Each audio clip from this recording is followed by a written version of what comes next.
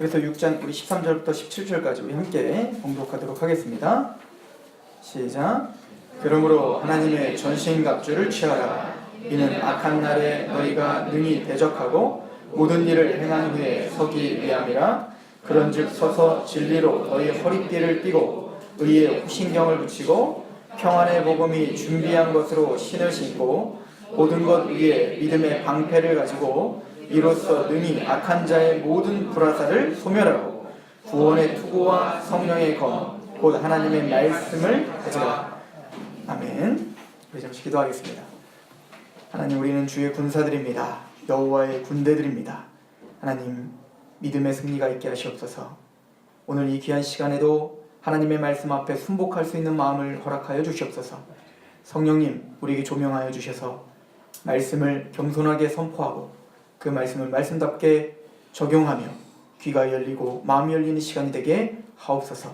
예수님의 이름으로 감사하며 기도하옵나이다. 아멘. 오늘 전신갑주에 대한 말씀 5번째 시간인데요.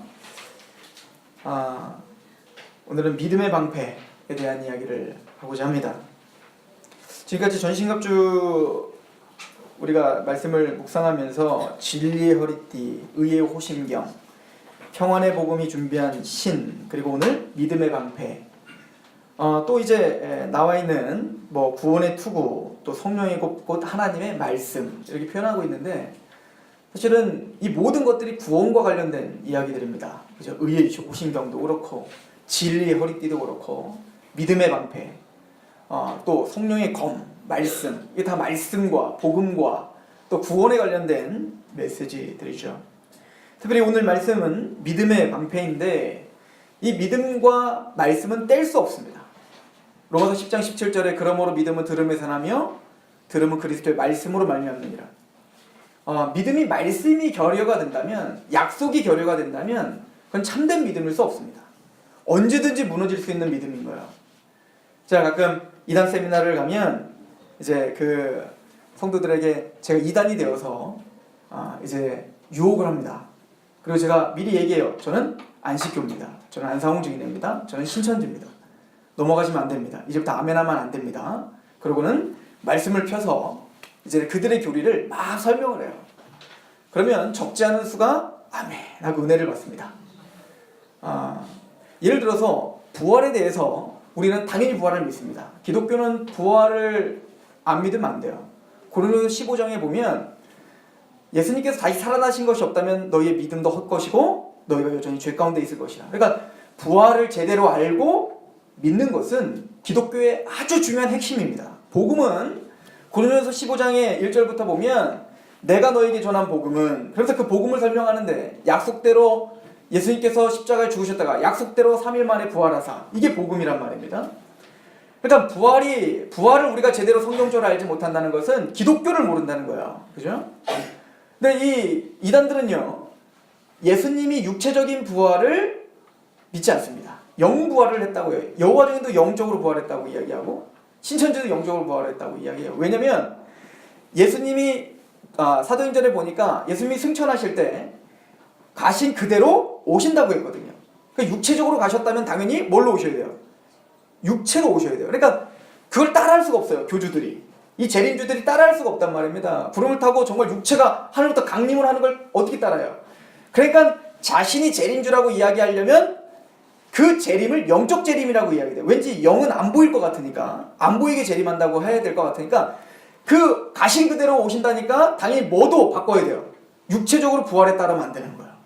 영으로 부활했다라고 이야기를 하는 거죠. 그래서 걔네들이 여러 구절들을 찾아요. 자, 예를 들어서 한번 이런 구절을 찾아봤다고 해봅시다.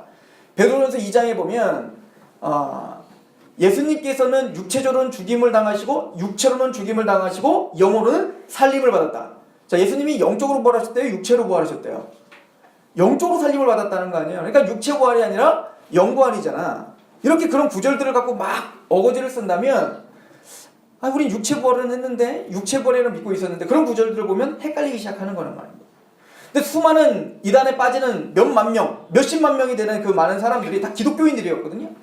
예수님을 믿는다고 했던 사람들이 왜 그렇게 쉽게 빠질까요? 듣기는 듣고 믿는다고는 했는데 말씀으로 확인해 본 적이 없는 거예요. 하나님의 약속으로 굳건하게 반석을 깔아본 적이 없는 겁니다. 그러니까 여호와 증인을 만나든 신천지를 만나든 안사홍 증인을 만나든 그 이단들은 성경을 너무 잘 알고 있는 것 같아요. 근데 기존 20년 다니고 30년 다니고 그렇게 오랫동안 중직도 맡고 성가대도 하고 활동도 열심히 했는데 정작 하나님의 말씀을 이해를 못하고 있더라는 거죠. 그러니까 쉽게 뭡니까? 그렇게 우상 숭배하는데 넘어가는 거 아니겠습니까? 그러므로 믿음은 들음에서 나면 들음은 그리스도의 말씀으로 말미암느니라. 우리가 믿고 있는 그 교리들을 말씀으로 확인하셔야 됩니다. 어떤 누가 나한테 이렇게 얘기했다더라가 아니라 내가 감정이 그걸 믿고 싶어서가 아니라 하나님의 말씀이 그래서 내가 믿는다라는 확증이 있어야 된다고요. 그래서 믿음의 토대는 반드시 하나님의 말씀이어야 됩니다. 말씀이 없어서는 믿음, 참된 바른 믿음이 생길 수 없습니다. 또 반대로 말씀은 있는데 믿음이 없다면 그 말씀은 우리에게 아무런 힘을 발휘할 수 없습니다. 히브리서 3장 2절에 보면 4장 2절에 보면 그들과 같이 우리도 복음 전함을 받은 자들이나 들은 바 그 말씀이 그들에게 유익이 되지 못한 것은 듣는 자가 믿음과 결부시키지 아니함이라. 그러니까 하나님의 거룩한 말씀이 아무리 있더라도 그 말씀이 믿음으로 그게 반응이 되지 않는다면, 그 말씀이 믿음으로 내 것으로 받아들여지지 않는다면 그게 도대체 무슨 소용이 있겠냔 말이야. 예수님이 십자가에 죽으셨습니다. 부활하셨습니다. 그 말씀이 나와 상관이 없다면 나의 영혼에 나의 어떤 유익을 어떻게 끼칠 수 있겠냔 말입니다. 그러면 그 약속을 받는 손은 믿음이라는 겁니다. 그러니까 이 믿음과 말씀은 뗄 수가 없어요. 말씀을 통해서 믿음이 생깁니다. 그리고 또 믿음을 통해서 말씀을 받아들입니다. 그래서 오늘 말씀과 이어서 보면 나중에 우리가 2주 후에 볼 하나님의 말씀에 대한 이야기가 있죠. 구원의 투구와 성령의 검, 곧 하나님의 말씀. 성령의 검이 뭐라고요? 하나님 말씀. 믿음은 우리의 방패입니다. 그리고 한 손에는 뭐가 들려 있어야 돼요? 성령의 검이 있어야 되는데 그 성령의 검은 뭐라고요? 하나님의 말씀입니다. 성령님이 우리 안에서 역사하시기 위해선 반드시 무엇이 필요하다는 거예요? 말씀이 필요하다고요. 그래서 누누이 우리가 성경 공부를 통해서 또 말씀을 통해서 배웠지만 에베소서에 보면 성령 충만함을 받으라. 이 세대가 악하니 너는 성령 충만을 받아 시와 찬미와 감사와 그 기쁨으로 해라. 그 이야기를 골로새서는 동일하게 하고 있는데 시와 찬미와 감사함으로 서로 화답하며, 근데 에베소서는 뭐라고요? 성령 충만함을 받으라. 골로새서는 똑같은 구절을 말씀의 충만함을 받으라. 사도 바울에게서는 뭡니까? 말씀과 성령을 뗄 수가 없는 겁니다. 성령님을 통해서 말씀이 우리 안에 믿음이 생기고 인쳐질 뿐만 아니라 성령님은 우리 안에서 무엇을 통해서 역사하신다고요? 말씀을 통해서 역사하시는 거예요. 그래서 기독교는 성령의 역사, 성령님의 강한 역사는 말씀을 통해서 역사하시는 겁니다. 우리는 말씀을 깨닫게 하시고 들려지게 하시고 말씀이 인쳐지게 하시고 그 언약으로 말미암아 담대하게 하는 역사. 그리고 말씀과 믿음과 성령님은 뗄 수가 없어요. 우리 나중에 성령의 검, 하나님의 말씀에 대한 부분을 할 때도 우리가 더 정확하게 하겠지만 말입니다. 그런데 그 믿음은 모든 것 위에 믿음의 방패를 하라, 이 이야기를 해요. 모든 것 위에. 그러니까 믿음은 중요하다는 거죠. 그리고 이 방패라는 것은 오늘날 우리가 생각하는 칼 잡고 요만한 동그란 방패 이게 아니에요. 로마 군사들이 갖고 있었던 방패는 전신을 다 가릴 수 있는 큰 방패를 말하는 거예요. 굉장히 여러 겹으로 만들었다고 해요. 뭐 가죽을 덧대고 또 거기에 뭘 또 덧대고 덧대서 끝에는 철로다가 딱 한. 근데 이 방패는 그 당시에 이제 고대 전쟁에서 가장 위험스러운 게 뭐냐면 화살입니다. 화살. 왜냐면 창과 칼은 보여요. 적군이 어떻게 지금 오고 있는지 보인단 말입니다. 그런데 이 화살은 도대체가 어디서 날라올지를 모르는 거예요. 게다가 이 화살을 거기에 불을 붙이는 거예요. 화전이라고 하죠. 불화살. 즉 불을 붙여갖고 막 쏘대는 거예요. 그럼 어떻게 될까요? 치명적입니다. 그리고 또 뭔가 불화살이 날라오면 더 두렵게 되는 겁니다. 그리고 이 고대 전쟁에서 화살을 쏘는 이유가 뭘까요? 물론 화살로 멀리 있는 적군을 화살을 막 쏴가지고 그 사람들이 치명적인 어떤 군사들을 죽이려고 하는 거겠죠? 그러나 그것도 있지만 불화살을 쏘는 이유가 뭐냐면 전열을 흐트러버리는 겁니다. 두려워서 도망가게 하는 거예요. 그렇겠죠? 그 화살을 쏘고 전율이 흩어지는 상태에 이제는 뭡니까? 기병들이 드디어 칼을 들고 막 돌진하는 거예요. 이게 고대 전쟁이거든요. 그러니까 불화살을 쏘는 것은 어디서 누구에게 갑자기 날아오는 겁니다. 항상 준비하고 있다, 매복하고 있다가 화살을 쏘고, 그리고는 그것 때문에 전열이 흐트러지고 두려운 마음이 들고, 그리고 사람들이 옆에서 죽어가는 걸 통해서 어떻게 할까요? 그 전쟁의 기선을 제압하려고 하는 게 바로 불화살을 쏘는 것입니다. 마찬가지로 사탄이 우리에게 불화살을 쓴다는 거예요. 그 목적이 어디 있을까요? 성도들을 두렵게 하기 위함입니다. 성도들에게 치명적인 상처를 줘서 전열을 흩어버리려고 하는 거예요. 빌립보서에 보면 우리는 여호와의 군대, 복음의 군대라고 말하죠. 너는 무장을 하라 라고 이야기를 합니다. 빌립보서 1장을 잠깐 보시면, 이 빌립보서 1장도 사도 바울은 로마의 군대를 염두에 두고 지금 이 이야기를 하고 있는 거예요. 빌립보서 1장 27절을 한번 보십시오. 1장 27절. 오직 너희는 그리스도의 복음에 합당하게 생활하라. 이는 내가 너희에게 가보나 떠나 있으나 너희가 한 마음으로 서서 한 뜻으로 복음의 신앙을 위하여 협력하는 것과, 이게 사실은 협력한다는 이 말의 군사용어예요. 즉 무슨 얘기냐, 한 몸과 한 뜻. 그 당시에는 로마 군대가 이제 적군들이 돌진해 올 때 어떻게 하냐면 방패들이 있잖아요. 그 전신을 가리는 방패를 따닥 세워서 전혀 틈이 안 보이도록 딱 전열을 갖추는 겁니다. 그럼 거기는 뭡니까? 창이 와고 뭐 와도 다 그걸, 불화살이 쏘면 어떻게 될까요? 불화살을 막 쏘면 모두가 합력한 한 뜻이 되어서 어떻게 할까요? 구령에 맞춰서 방패를 들고, 또 방패를 앞에서 맞고 위에서 오는 화살을 막고 앞에서 오는 화살과 창을 다 막는 거예요. 그런데 만약에 거기에 두려움이 있고 거기에 뭔가 사람이 죽어나가는 것 때문에 막 두려움이, 사람이 혼란이 오면 어떻게 될까요? 전열이 흐트러지겠죠. 그럼 어떻게 될까요? 위에 막던 사람 도망가고, 그럼 위로 막 화살 떨어지고, 그럼 화살을 막고 있던 사람은 막 도망가고, 그러니까 한순간에 아수라장이 돼버리는 겁니다. 그냥 진짜 군사는 뭐예요? 옆에 사람이 죽어가도 내 할 바를 하는 겁니다. 내가 갖고 있는 것을, 내가 지켜야 될 것을 방패를 들고 움직이지 않는 거예요. 그러려면 두려워하지 말아야 되는 거죠. 어떤 상황 속에서도 담대함이 있어야 되는 겁니다. 신뢰가 있어야 돼요. 믿음이 있어야 돼요. 누구에 대한? 전우에 대한, 또 사령관에 대한 신뢰가 있어야 된단 말입니다. 그래야 뭡니까? 이 방패를 들고 도망가지 않는 거예요. 하나님은 영적 전쟁도 똑같다고 이야기하는 것입니다. 사탄은 어디선가 우리가 예상치 못한 일에서, 또 우리가 상상도 할 수 없는 곳에서 우리를 칠 것입니다. 또 불화살을 쏠 거라는 거예요. 화전을 날릴 거라는 것입니다. 우리의 전열을 흩을 것입니다. 우리의 믿음을 약화시키려고 사탄은 끊임없이 우리에게 불화살을 쏟아 부을 것이다 라고 이야기하고 있는 거예요. 그 불화살이 뭘까요? 간단합니다. 환경을 통해서, 상황을 통해서, 관계를 통해서, 때로는 우리의 육체적인 아픔을 통해서, 또 경제적인 어려움을 통해서, 그게 어떤 것이든 그것을 통해서 우리의 믿음의 전열을 흐트러뜨릴 수만 있다면, 요즘 제가 발음이 안 돼요. 우리의 믿음을 약화시킬 수만 있다면, 하나님의 관계를, 하나님에 대한 오해만 만들어낼 수 있다면, 사탄은 그게 무엇이든 총공격을 하고 있다는 거예요. 그래서 말하죠, 사도 바울이, 때가 악하다. 그러면 너희는 성령 충만함을 받아라. 그리고 너희는 전신갑주를 입으라 라고 말하는 거예요. 우리가 일주일 동안 살아가면서 끊임없이 화살을 맞았을 것입니다. 끊임없는 공격들을 당했을 거란 말이에요. 그걸 통해서 이 사탄이 하고자 하는 목적은 믿음을 약화시키는 것입니다.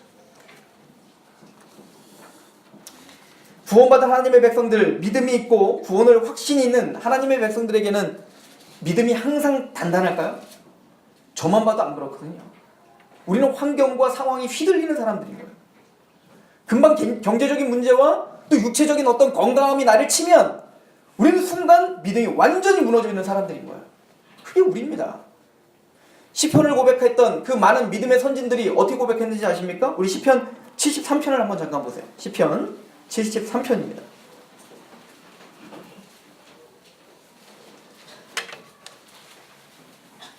아삽이 쓴 시입니다. 시편 73편 1절부터 제가 한번 볼게요. 하나님이 참으로 이스라엘 중 마음이 정결한 자에게 선을 행하시나 나는 거의 넘어질 뻔하였고 나의 걸음이 미끄러질 뻔했다. 이 믿음의 사람이 뭐라고 고백하냐면 하나님은 참으로 이스라엘 중 마음이 정결한 자에게 선을 행하신다는 걸 알고 있었어요. 맞아, 하나님 공의롭지, 하나님 선하시지. 그러니까 항상 하나님 앞에 마음이 정결하고 하나님의 마음을 이해하고 있는 의인들의 편이지. 그걸 알고 있음에도 불구하고, 또 그걸 믿고 있음에도 불구하고, 이 아사벨 시인은 뭐라고 하냐면, 나는 거의 넘어질 뻔하였고 나의 걸음이 미끄러질 뻔했다. 나 실족할 뻔했습니다. 나 신앙 떠날 뻔했습니다. 이 얘기인 거예요. 하마터면 하나님을 부인할 뻔했습니다. 하마터면 하나님을 떠나고 믿음이 완전 파손될 뻔했습니다. 라고 고백하고 있는 것입니다. 왜요? 왜? 그렇죠? 어떤 문제가 있었기에? 3절, 이는 내가 악인의 형통함을 보고 오만한 자를 질투하였습니다. 그들은 죽을 때에도 고통 없이 그 심히 강건하며 사람들이 당하는 고난이 그들에게는 없고 사람들이 당하는 재앙도 그들에게 없나니 그러므로 교만이 그들의 목걸이요 강포가 그들의 옷이며 살찜으로 그들의 눈이 솟아나며 그들의 소득은 마음의 소원보다 많으며 그들은 능욕하며 악하게 말하며 높은 데서 거만하게 말하며 그들의 입은 하늘에 두고 그들의 혀는 땅에 두루다닙니다. 구원받은 하나님 백성들이 힘들어 죽겠는데 저 악인들은 형통하고 잘 먹고 잘 살고 죽을 때도 너무 잘 죽어. 아니, 구원받은 하나님의 백성들은 살 때도 힘들게 사는데 어떤 사람은 정말 믿음 있는데 그 죽음도 내가 보기엔 너무 비참한 죽음일 수 있어. 근데 저 악인들은 잘 먹고 잘 살고 죽을 때도 평안하게 너무 잘 죽어. 장례식도 의리의리하고. 저렇게 잘 먹고 잘 살고 죽을 때는 막 인상을 찌푸리고 죽어야 되는데 죽을 때도 평안해. 시험 드는 거야. 하나님의 백성은 이렇게 어렵고 고난을 당하고 힘든데 왜 하나님을 대적하고 하나님을 믿지 않는 저 세상 사람들은 왜 이렇게 죽을 때도 저렇게 잘 죽습니까? 김정일 보세요. 평생을 그렇게 호의호식하며 자기 마음대로 하고 기독교인들 그렇게 많이 죽였는데 죽을 때 그렇게 편안하게 죽었잖아요. 숭배받으며. 그 마음이 상심이 되는 거예요. 왜 나에게 이러십니까? 왜 하나님, 왜 구원받은 하나님의 백성에게 이런 고통이 있는 것입니까? 왜 저 악인들은 저렇게 내버려두고 왜 하나님의 백성, 그 마음이 정결한 하나님의 말씀대로 살려고 하는 나에게, 또 하나님의 백성들에게 왜 이렇게 고난이 있습니까? 이게 믿음을 뒤흔들고 있는 겁니다. 실족할 뻔한 거예요. 그럼 이어서 이렇게 이야기합니다. 73편 10절에 그러므로 그의 백성이 이리로 돌아와서 잔에 가득한 물을 다 마시며 말하기를 하나님이 어찌하랴 지존자에게 지식이 있으리야 하는도다. 볼지어다 이들은 악인들이라도 항상 평안하고 재물은 더욱 불어나는도다. 내가 내 마음을 깨끗하게 하며 내 손을 씻어 무죄하다 한 것이 실로 헛되도다. 나는 종일 재난을 당하며 아침마다 징벌을 받았도다. 내가 만일 스스로 이르기를 내가 그들처럼 말하리라 하였더라면 나는 주의 아들들의 세대에 대하여 악행을 행하였으리라. 무슨 얘기죠? 그들은 항상 평안하고 재물도 더욱 불어나고, 아니 나쁜 짓을 하면 할수록 뭔가 하나님이 치셔야 되는데 나쁜 짓을 하면 할수록 더 잘 돼. 세금 떼먹고 하여튼 없는 사람들 거 다 뺏어가고, 그런데 그 사람들은 너무 잘 돼. 나중에 보면 어느 정도로 잘 되냐면 자기가 원하지 않는데도 막 재물이 들어와. 나는 아무리 하나님께 기도해도 재물이 팍팍팍 안 들어오는데 쟤네는 항상 평안하고 항상 재물이 넘치고, 그리고 말한다는 거예요. 하나님이 어디 있냐? 하나님이 도대체 어디 있니? 이 믿음의 사람이 뭐라고 고백하는 줄 아십니까? 13절에 내가 내 마음을 깨끗하게 하며 내 손을 씻어 무죄하다 한 것이 실로 헛되도다. 내 신앙 다 헛것이구나. 이런 마음이 드는 거예요. 내가 지금까지 하나님을 섬긴 거, 내가 하나님 말씀 앞에 선 거 다 헛것이구나. 다 헛되구나. 믿음이 완전 파손되는 것처럼 보이는 겁니다. 우린 그럴 수 있는 사람들이에요. 시편의 그 하나님의 복을 아는 그 백성이 이 정도라면 우리는 맨날 무너지는 겁니다. 그리고는 16절에 이렇게 말합니다. 같이 읽어볼까요? 시편 73편 16절 시작. 내가 어쩌면 이를 할까 하여 생각한즉 그것이 내게 심히 고통이 생각할수록 더 열받아. 그죠? 내가 한번 도대체 그러면 이건 무슨 이유일까? 도대체 나한테 어떤 의미가 있길래 나에게 이런 고통이 있는 걸까? 저 악인들은 도대체 왜 잘 먹고 잘 사는 걸까? 내가 스스로 한번 생각해보는 거야. 내가 스스로 내 지혜로 나의 열심으로 생각해보니까 생각할수록 더 고통이 심해. 우리는 그렇다는 거예요. 우리는 우리 스스로 해결할 힘이 없는 겁니다. 이 상황을 우리 스스로 설명할 길이 없는 겁니다. 성도들이 저에게 와서 그 아픔을 토로합니다. 그럴 때 저에게 느껴지는 그 감정은 뭘까요? 무기력입니다. 무력함이에요. 눈물입니다. 하나님, 내가 해줄 게 없네요. 아무리 내가 내 지혜로 생각해봐도 할 말이 없네요. 너무하신 거 아닙니까? 내가 아무리 하나님 고민하고 생각하고 아무리 내가 이해하려고 해도 하나님 이해가 안 가요. 우린 그렇게밖에 고백을 할 수가 없는 사람이에요. 이 믿음의 사람이 자기 상황을 자기 스스로 한번 해결해 보려고 끊임없이 생각하면 할수록 화만 나는 겁니다. 더 고통스러운 겁니다. 이게 고통이에요. 그러니까 함부로 고통받은 사람에게 함부로 훈수 두리면 안 되는 거예요. 너 기도 안 해서 그래. 말씀 안 봐서 그래. 내가 옛날에 그렇게 고통당했는데 내가 말씀 보고 예배를 하니까 다 회복되더라. 정죄? 아니에요. 이건 욥과 새 친구들 이야기를 통해서 우리에게 알려주신 겁니다. 함부로 훈수 두는 거 아닙니다. 함부로 고통을 해석하는 거 아닙니다. 고통은 신비예요. 우리가 함부로 누구에게 정죄하거나 함부로 그 고통을 해석하여 그에게 훈수 두려고 하지 마세요. 신앙의 성숙이란 내가 모든 걸 깨달아 그에게 훈수 두는 게 신앙의 성숙이 아니라 같이 울어주는 게 신앙의 성숙인 거예요. 그 고통을 그냥 아는 겁니다. 손을 잡아주는 겁니다. 같이 우는 겁니다. 그 믿음이 떨어지지 않게, 예 하나님 나도 해봤는데 내 스스로 이걸 이해가 되지 않는 걸 하나님 너무 잘 아시잖아요. 이 영혼에게 하나님이 만나주셔야 됩니다. 기도할 뿐이에요. 누가 감히 누가 고통을 당하는데 그걸 훈수를 둡니까? 그럴 수 없습니다. 우리는 우리 스스로 그 고통과 고난을 이해하려고 해도 이해가 되지 않는 것입니다. 우리 스스로 그걸 해결하려고 하면 우리의 믿음이 더욱더 파손되는 것처럼 보이는 겁니다. 그런데 이 시편 기자는 그냥 이해가 됐어요. 그냥 그게 납득이 됐어요. 논리적으로 납득되는 게 아니라 그냥 마음이 굽복됐습니다. 그리고 하나님의 그 뜻을 알게 됐습니다. 하나님을 이해하게 됐습니다. 하나님 앞에 영광 돌리며 감사하게 됐습니다. 어떻게 됐을까요? 그 다음 구절 볼까요? 시편 73편 17절 시작. 하나님의 성소에 들어갈 때에야 그들의 종말을 내가 깨달았습니다. 성소에 들어갈 때에 알게 됐다. 우린 이해할 수 없어요. 이해시킬 수도 없습니다. 성소에 들어가 하나님을 만날 때, 하나님을 대면할 때 그냥 이해가 되는 겁니다. 어떻게 이해가 될까요? 몰라요. 말로 설명할 수 있는 게 아니에요. 1 더하기 1은 2라고 하는 공식이 있는 게 아니에요. 압도하시는 창조자이신 하나님을 만날 때 그게 납득이 되는 거예요. 이게 욥 이야기 아닙니까? 욥이 1장부터 2장까지 하나님이 고난을 주셨습니다.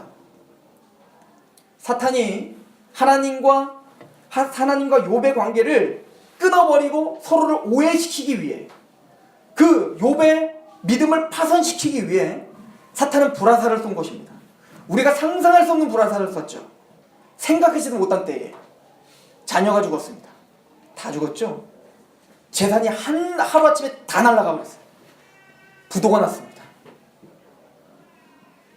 그런데도 이 욥이 꿋꿋하게 주신 자도 하나님, 가져가는 자도 하나님, 나는 주님을 찬양하리라. 하나님 말합니다. 사탄에게. 어때? 괜찮지 않니? 육체를 치십시오. 육체를 치시면 반드시 원망할 겁니다. 그래? 목숨만 건드리지 말고 네 맘대로 한번 해봐. 사탄이 가서 육체를 치게 합니다. 머리끝부터 발끝까지 악창이 나게 하고, 우리가 말로 표현할 수 없는 그 아픔이 욥에게 찾아옵니다. 그걸 보던 그 부인은 차라리 여호와를 욕하고 죽자. 얼마나 답답하면. 우리가 욥 아내를 욕할 수 있겠어요? 우리가 욥 아내를 함부로 믿음이 없다 할 수 있겠어요? 아니요. 우리는 그럴 수밖에 없는 사람들인 거예요. 새 친구들이 왔습니다. 그 새 친구들이 와서 하는 얘기는 인과응보입니다. 네가 뭔가 잘못했으니까 하나님이 징계하시지, 잘못하지 않은 너를 왜 징계하시겠니? 회개해. 욥은 아무리 생각해도 하나님 앞에 잘못한 게 없는 것 같아 보입니다. 아니, 나는 잘못한 게 없어. 나는 의롭다. 계속 이야기합니다. 그랬더니 이 새 친구들이 돌아가면서 계속 얘기합니다. 네가 의롭다고? 그러니까 하나님 너 치신 거야. 아니, 사람이 하나님 앞에 의로운 사람이 어디 있어? 너 그 교만이 너 치게 한 거야. 너 그게 죄야. 야, 너는 의원이 정말 쓸데없다. 네 친구도 아니다. 야, 니들만 잘났다. 니들은 그래 죄 없냐? 제가 하는 얘기가 여기에 다 써 있어요. 나중에 다 읽어보세요. 그리고 말합니다. 아니, 하나님은 나 고통 주기를 기뻐하셔. 악인에게만 고통 주는 게 아니라 악인이든 의인이든 상관없이 하나님은 고통 주시는 분이야. 그냥 고통을 즐겨. 나 고통스러워하는 것 때문에 하나님 기뻐하고 계셔 지금. 완전히 무너진 거죠. 욥이 완전히 마음이 무너져 버린 겁니다. 욥을 누가 탁탁이냐는 거예요. 그 친구들이 아무리 설명해도, 스스로 아무리 설명해도 고통만 더 가중될 뿐이야. 욥은 그런 욥에게 하나님이 욥이 말합니다. 욥이 하나님에게 말합니다. 하나님, 나에게 고통 줘서 두렵게 하지 말고 남자답게 나오세요. 나랑 얘기 좀 합시다. 내가 뭘 잘못했는지 따져봅시다. 안 보인다고 너무 그렇게 하시는 거 아니에요? 나오세요. 뭐가 두려워서 안 보이십니까? 욥이 한 얘기예요. 드디어 하나님이 욥에게 나타납니다. 그런 욥에게 하나님은 내가 왜 고통을 줬냐면, 네가 그 고통당한 게 무슨 의미가 있냐면, 그 자녀 죽은 게 왜 그랬냐면, 그 부도난 거 왜 그랬냐면 한마디 안 하세요. 하나님은 갑자기 창조에 대한 이야기를 합니다. 천지를 창조했다. 이 땅을 우주에 달았을 때, 이 지구를 우주에 달았을 때 너 뭐 했니? 너 그거 알긴 하니? 이 우주가 어떻게 도는지 아니? 너 바닷속에 물길이 있는 거 아니? 그 바다에 생물이나 아니? 너 리오 요단 그 놀라운 그 동물 지을 때 너 그거 아니? 알지 못하는 이야기를 합니다. 스스로 감히 측량할 수 없는 이야기를 합니다. 그때 욥이 갑자기 하나님 앞에 굴복하고 회개합니다. 하나님 말합니다. 대장부처럼 서서 나에게 변론하자. 얘기해봐요. 너 아까 나랑 얘기하자며. 그래, 얘기하자. 욥은 한마디도 못합니다. 무지하여 이치를 가리는 자가 누구 앞에 감히 이야기하겠습니까? 그리고 하나님 앞에 회개하며 나갑니다.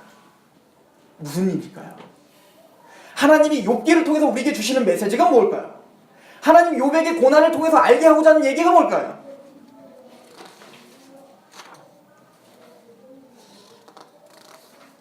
하나님은 욥에게 욥기 38장 39절에 이렇게 이야기합니다.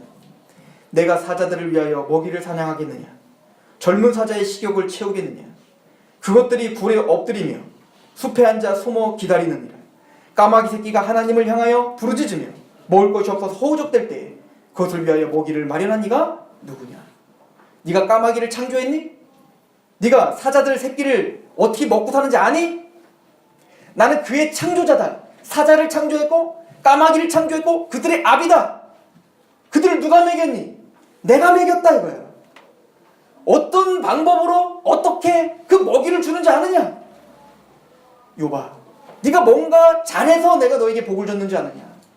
네가 뭔가 잘해서 하나님 앞에 뭔가 최선을 다해 살아서 율법을 뭔가 최선을 다해 지켜서 내가 너에게 복을 주고 동방의 가장 큰 자라고 칭했는 줄 아느냐? 내가 널 의인이라 칭했는 줄 아느냐? 아니라는 겁니다. 나는 너의 아버지고 나는 너의 창조주란다. 욥은 하나님을 그 사랑에 감격하여 하나님 앞에 나온 게 아니라 뭔가 하지 않으면 하나님이 나에게 칠 것 같은 그 두려움 가운데 살았다는 거예요. 하나님 그 욥의 마음을 부셔버리고 싶었던 거죠. 욥은 자기 스스로 생각할 때 고통이 심해집니다. 아무리 그 어떤 사람이 훈수를 둬도 그 훈수가 다 성경을 가지고 훈수를 둔 거예요. 욥 세 친구들이 다 갖고 말씀에 하나님 말씀 갖고 이야기했다고요. 아무런 위로가 되지 않습니다. 그러니까 울어주시라고요. 괜히 말씀 갖고 막 읽어주지 말고 그냥 우세요 같이. 그리고 기도해 주세요. 성소에 들어가게 해주십시오.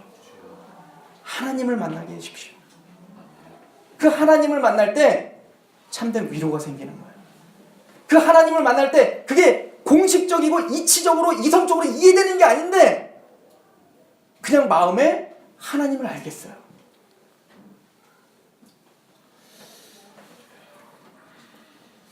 이 시편의 기자는 성소에 들어가서 그때서야 드디어 그 악인들의 결말을 보게 됐다는 거예요. 이게 하바국이죠. 하바국 선지자는 하나님 앞에 이 시편의 고백처럼, 욥의 고백처럼, 또 우리의 고백처럼 하나님 앞에 부르짖으며 고백합니다. 하바국 1장 2절, 여호와여 내가 부르짖어도 주께서 듣지 아니하시니 어느 때까지이리까? 내가 강포로 말미암아 외쳐도 주께서 구원하지 아니하시나이까? 어찌하여 내게 죄악을 보게 하시며 패역을 눈에 보게 하시나이까?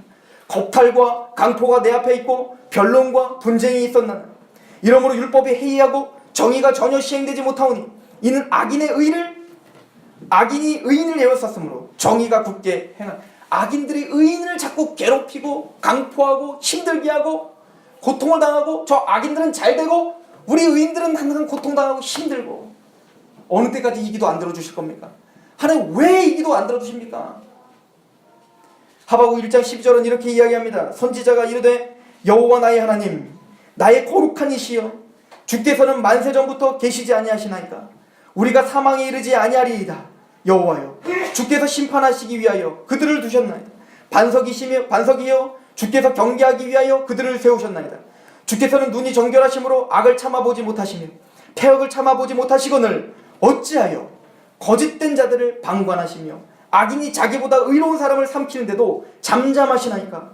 주께서 어찌하여 사람을 바다의 고기 같게 하시며 다스리는 자 없는 벌레 같게 하시나이까? 그가 낚시로 모두 낚으며 그물로 잡으며 투망으로 모으고 그리고는 기뻐하고 즐거워하여 그물에서 제사하며 투망 앞에 분향하오니 이는 그것을 힘이 있어 소득이 풍부하고 먹을 것이 풍성하게 됨이니이다. 그가 그물을 떨고는 계속하여 여러 나라를 무자비하게 멸망시킨 것이 옳습니까? 도대체 이 상황이 맞습니까? 악인들이 끊임없이 하나님 백성들 의인들을 결박하고 승승장구하고 이기고 또 이기려고 하고 부유하고 또 부유하려고 하는데 하나님 백성들은 그들에게 짓밟히고 고통당하고 힘든 거, 이게 옳습니까? 이게 정말 하나님의 정의입니까? 이게 하나님 정말 공의한 말입니다. 이렇게 했단 말이에요. 제가 아니라 하바국이. 근데 우리 마음엔 항상 그 기도가 있죠. 답답함이 있죠. 그런 하바국에 하나님이 환상을 보여주시죠. 계시를 주시죠. 그 악인들의 심판을 보여주시죠. 하나님이 그 악인들이 얼마나 처절한 멸망과 하나님 앞에 섰을 때, 그때 우리가 상상할 수 없는 그 고통이 얼마나 큰지를 보여주시죠. 바벨론이 무너질 것이다. 아수르가 무너질 것이다. 너가 의인이라고? 하바국아, 너는 의인이고 쟤는 악인이기 때문에 지금 뭔가 불공평하다고? 생각해보려. 이 백성들이 정말 의인이냐? 이 백성들이 정말 죄가 없느냐? 세상이나 우리나 똑같다는 거야. 바벨론이나 목이 굳은 이스라엘 백성들이나 똑같이 하나님을 떠나 있더라는 거야. 그런데 그 악인들이 받을 그 재앙은 상상할 수 없는 재앙입니다. 단지 이스라엘 백성들이 구원받고 하나님의 백성 되고 은혜 받은 것은 하나님의 긍휼과 자비가 있을 뿐이지, 우리가 세상보다 더 낫거나 세상보다 더욱더 의롭고 거룩해서가 아니었단 말이에요. 왜 우리가 의인 됐습니까? 여러분들이 잘해서? 예수님의 그냥 십자가의 은혜 때문 아니에요? 그래서 그 심판에서 벗어나 사망의 생명으로 옮겨진 거 아닙니까? 그 성소에서 하나님 그 역사를 보게 하신다는 거예요. 그때 하바국이 고백합니다. 이게 여러분들이 잘 아는 말씀이죠. 하바국 3장 16절. 내가 들었으므로 내 창자가 흔들렸고 그 목소리로 말미암아 내 입술이 떨렸도다. 그 하나님의 살아계신, 그 하나님이 반드시 정의로 하나님이 심판하실 것을 직접 목도한 이 하바국은 창자가 흔들리고 그 목소리로 말미암아 입술이 떨리는 겁니다. 무리가 우리를 치러 올라오는 환난 날을 내가 기다림으로 썩이는 것이 내 뼈에 들어왔으며 내 몸은 내 처소에 떨리는도다. 비록 무화과 나무가 무성하지 못하며 포도나무에 열매가 없으며 감람나무에 소출이 없으며 밭에 먹을 것이 없으며 우리의 양이 없으며 외양간에 소가 없을지라도 나는 여호와로 말미암아 즐거워하며 나의 구원의 하나님으로 말미암아 기뻐하리로다. 주 여호와는 나의 힘이시라. 나의 발을 사슴과 같게 하시라. 나를 나의 높은 곳으로 다니게 하시리로다. 이 노래는 지휘하는 사람들을 위하여 내 수금에 맞춘 것이니라. 바벨론이 쳐들어와서 우리를 죽이고 살육하고 이스라엘을 패망시키는 게 두려워요. 떨립니다. 그러나 그 진노 중에라도 긍휼을 잊지 말아 주십시오. 하나님의 자비를 잊지 말아 주십시오. 그리고 내가 소양간에 외양간에 소가 없어지고 무화과나무에 열매가 없고 소출이 없을지라도 주 여호와 이름, 그 여호와로 말미암아 내가 기뻐하겠습니다. 그 은혜를 아는 사람이죠.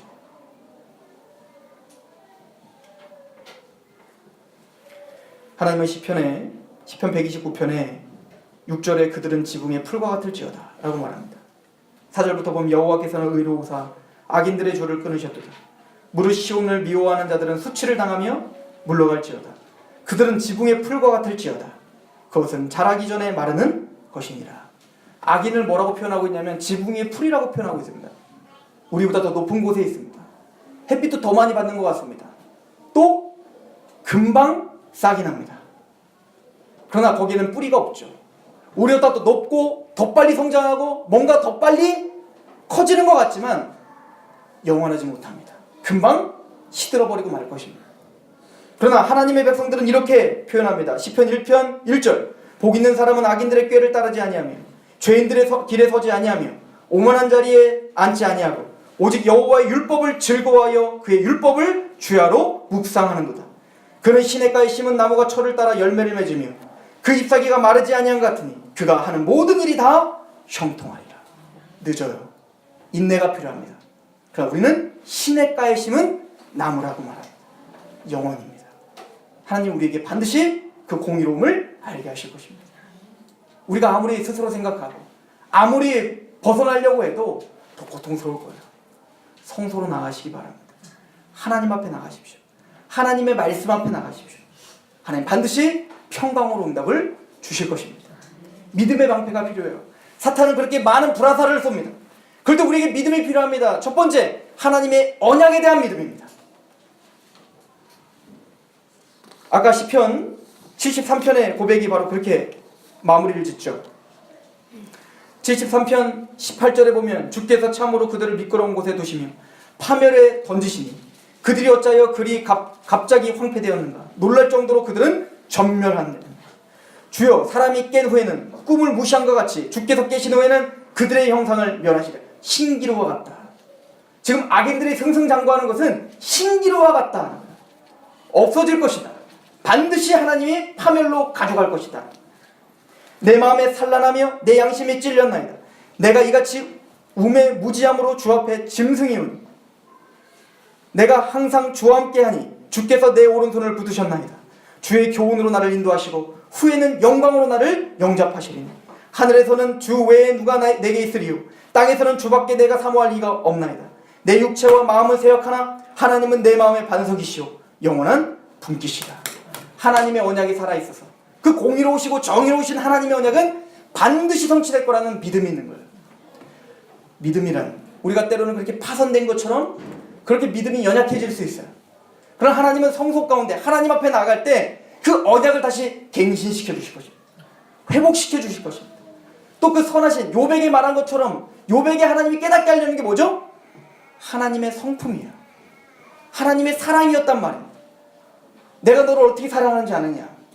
그런 것처럼 하나님께 나아갈 때 하나님의 성품을 알려주실 것입니다. 그 예수 그리스도를 내어주시니까 우리에게 더 무엇을 주시지 않겠습니다. 그 하나님이 신실하시고 그 하나님 우리를 사랑하시는 분입니다. 그 사랑을 깨달았을 때 우리는 믿음이 회복될 것입니다. 믿음의 방패가 필요해요. 근데 그 믿음의 방패는 바로 주님의 앞에 나갈 때 하나님 앞에 예배로 나가고 말씀으로 나가고 주 하나님께 나갈 때 하나님 그 믿음을 지켜주실 것입니다. 누가복음에 보면 베드로에게 예수님 말씀하십니다. 너는 나를 부인할 것이다. 너는 나를 떠날 것이다. 다 굴기 전에 너는 나를 3번이나 부인할 것이다. 그때 베드로가 말합니다. 그런 말 마십시오. 이 사람들 다 떠난 나는 떠나지 않습니다. 우린 그런 열심이 있죠. 우린 그런 마음이 있다고요. 하나님을 섬기고 싶고 하나님을 떠나고 싶지 않고 하나님 말씀대로 살고 싶은 그런 마음이 있다고요. 그랬던 베드로 그 진심도 십자가 앞에 못 박히신 예수님 앞에 도망가죠. 3번 부인하되 저주하며 예수님을 부인하죠. 그리고 하염없이 우는 거예요. 그 마지막 부인할 때 예수님의 눈과 마주쳤단 말입니다. 그 눈빛을 봤을 때 이 베드로가 얼마나 마음이 상심이 있겠었겠습니까? 단순히 그 상황이 힘들어서가 아니에요. 내 믿음의 연약함, 나의 신앙의 아무것도 아닌 이것 때문에 사도 베드로는 다시 어부로 돌아간 거예요. 주님은 그에게 찾아오시죠. 그리고 사랑의 고백을 받아내시는 겁니다. 네가 날 사랑하니? 네가 날 사랑하니? 그리고는 그 모든 것을 이미 아셨던 예수님은 그 베드로에게 이렇게 말씀하십니다. 누가복음 22장 28절. 너희는 그렇지 않을지니 너희 중에 큰 자는 젊은 자와 같고 다스리는 자는 섬기는 자와 같을지니 앉아서 먹는 자가 크냐 섬기는 자가 크냐 앉아서 먹는 자가 아니냐 그러나 나는 섬기는 자로 너희 중에 있노라. 너희는 나의 모든 시험 중에 항상 나와 함께 한 자들이다. 우리는 예수님의 따라갔던 십자가의 길을 걷는 제자입니다. 맞습니까? 내 아버지께서 나라를 내게 맡기신 것과 같이 나도 너희에게 맡기겠다. 우리에게는 하나님의 나라가 맡겨졌습니다. 근데 우리의 수준은 어떻죠? 이 하나님의 나라의 사명을 띈 이 베드로는 어땠죠? 예수님을 부인하되 저주하며 부인한 사람이라고요. 예수님 이미 알고 있었죠. 그럼 베드로에게 뭐라고 합니까? 누가복음 22장 30절. 너희로 내 나라에 있어 내 상에서 먹고 마시며 또는 보좌에 앉아 이스라엘 12지파를 다스리게 하려 하노라. 시몬아 시몬아 보라 사탄이 너희를 밀가루 부르듯 하려고 요구하였으나 그러나 내가 너를 위하여 내 믿음이 떨어지지 않기를 기도하였노니 너는 돌이킨 후에 내 형제를 굳게 하라. 우리의 믿음이 우리를 보호하는 게 아니었습니다. 그 베드로의 믿음을 떨어지지 않도록 주님께서 기도하셨고 주님께서 찾아가셨고 주님께서 회복하셨습니다. 우리의 믿음의 방패? 여러분들이 얼마나 강력한 믿음을 갖고 계십니까? 아니요. 우리 무너지는 사람입니다. 주님이 그 믿음을 견고하게 하시는 것입니다. 히브리서 11장은 믿음의 선진들에 대한 이야기가 나옵니다. 믿음으로 아벨은 예배를 드렸고 믿음으로 노아는 방주를 지었고 믿음으로 아브라함은 알지 못하는 길을 믿음으로 갔다는 거 아닙니까? 모세는 믿음으로 이 세상의 부귀 영화보다 이집트의 왕자로서 사는 것보다 그리스도의 백성들과 함께 고난을 당하는 것을 더 큰 복으로 누렸다는 거 아닙니까? 그러나 그 믿음의 주요 온전케 하시는 자를 바라보라. 그들의 믿음이 아니었다는 거예요. 믿음의 주요, 믿음의 주인이시오, 믿음의 통치자시오, 믿음의 창조자이신 예수를 바라보라. 우리가 할 수 있는 건 그 예수를 바라보는 것입니다. 그 주님께서 여러분들의 믿음을 견고하게 하실 것입니다. 사탄이 불화살을 쏘며 여러분들을 밀가루로도 너를 청구하지만 주님께서 여러분들을 놓지 않을 것입니다. 여러분들을 위해서 죽기까지 복종하셨던 그 예수님이 피값으로 우리를 위해서 오늘도 중보하십니다. 일어나십시오. 그 예수님을 의지하시고 믿음으로 그 모든 사탄의 불화살을 막으십시오. 여러분들 승리하실 것입니다. 기도하겠습니다. 하나님 아버지, 우리의 믿음은 연약합니다. 예, 내가 당신을 떠나지 않겠습니다. 여기 있는 사람들이 다 떠나도 나는 떠나지 않겠습니다 라고 했던 진심도 그 열심도 무너질 수밖에 없습니다. 주님의 사랑의 중보와 우리의 믿음을 견고하게 하시는 은혜가 없다면, 긍휼이 없다면, 그 자비와 그 하나님의 주권이 없다면 우리는 오늘도 또 쓰러지고 원망할 것입니다. 우리 성도들을 붙잡아 주옵소서. 우리의 믿음을 견고하게 하시옵소서. 우리의 믿음을 예수 그리스도의 은혜로 강하게 붙잡고 불화살을 소멸하는 그런 믿음의 군사들이 되게 하옵소서. 예수님의 이름으로 감사하며 기도합니다.